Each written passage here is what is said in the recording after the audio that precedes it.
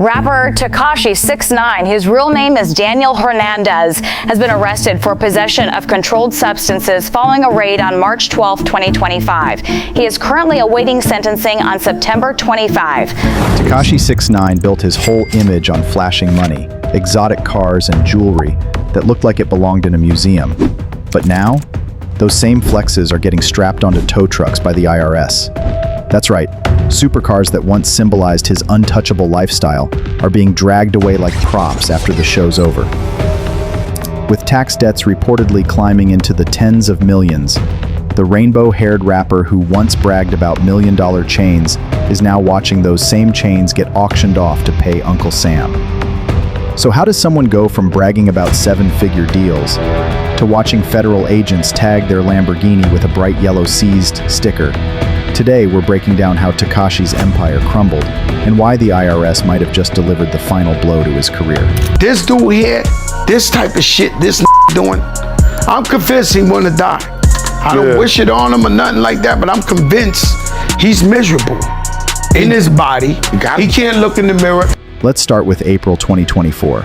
Tekashi is living in a luxury home in Lake Worth, Florida, still projecting the image of wealth on social media. But behind the scenes, he's in deep water with the IRS. Early one morning, black SUVs roll up. Not paparazzi, not fans, IRS agents. They're there with the Palm Beach Sheriff's Office to seize property. So you owe like $1 million in restitution, and I know that you have told the judge that you just didn't have it. I ain't got it right now. I ain't got it, and that was prop money. Like I said, I ain't got it.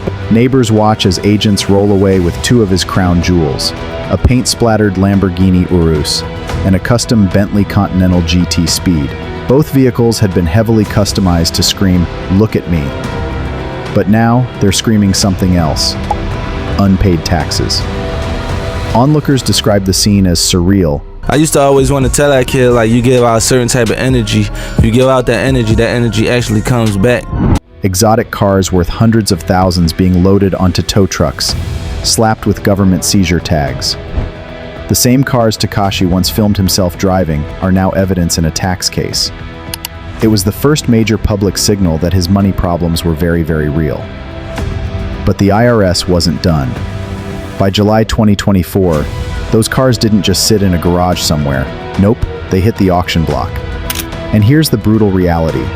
Luxury cars don't hold value like you think. His Lamborghini, which likely cost upwards of $300,000 new, sold for around $175,000. The Bentley went for $85,000. Together, just about $260,000. That's a drop in the ocean compared to reports of his tax debt. Imagine owing millions and watching your prized cars, once used to flex on Instagram, barely make a dent. What's worse, the auction was public. Anyone with the cash could walk away with 6ix9ine's old rides. For fans, it was a chance to own a piece of his lifestyle. For Tekashi, it was humiliation on full display. But the IRS wasn't finished. They wanted more. By early 2025, agents started liquidating what Tekashi valued even more than his cars: his jewelry, his plaques, even handbags and accessories. In March, an auction pulled in $500,000, selling off diamond chains, music plaques, and luxury items that once decorated his home. And then came the crown jewel, the infamous Bruce the Shark pendant. If you remember his viral music video, Gooba, you've seen it. A massive shark head dripping in 118 carats of diamonds, rumored to be worth over $1 million. At the auction, it went for more than $2 million. That's right, $2,025,000 to the highest bidder. Collectors saw it as iconic. Critics saw it as ironic. The same piece he flaunted as proof of invincibility was now evidence of his downfall. Reddit threads blew up with comments like, "The man went from 9 houses on his neck to 9 seizures by the IRS." Another joked, "That shark pendant's next life is as a melted down bracelet." The symbolism couldn't have been clearer. The chains that once screamed power now scream debt. And the internet, oh, they had a field day. Memes flooded Twitter, TikTok, and Reddit. One viral post showed a photo of the shark pendant with the caption, "From Shark Tank to Pawn Stars real quick." Another joke that Tekashi had basically launched his own IRS merch drop. For a rapper whose entire persona was built on trolling, the trolling came back tenfold. And unlike before, Tekashi couldn't clap back with cars, cash, or chains because the IRS had them all. To really understand how brutal this fall is, you have to rewind. Basically, he went to jail, bailed him out, all that. He went to jail and then you guys bailed him out? Yeah, all that. And then, like, he did some grimy shit with the money and started lying to us and all that shit. Back in 2017, Tekashi was unstoppable. Every track went viral. Gummo, Fifi, Kuda. His debut album, Dummy Boy, sold over 1 million units. He bragged about million-dollar deals, dropped hundreds of thousands on watches. Since the last time I've been here, I donated close to $1 million just to community. Not to no foundations, just going on the street and giving out money. And flaunted cash in endless Instagram videos. He even once joked that he was signing his life away to the Illuminati for $7.5 million. And at the time, it didn't sound like a joke. Headphone deals, fashion endorsements, non-stop music money. But Tekashi's music wasn't just catchy, it was incriminating. Lyrics about shootings, robberies, gang ties.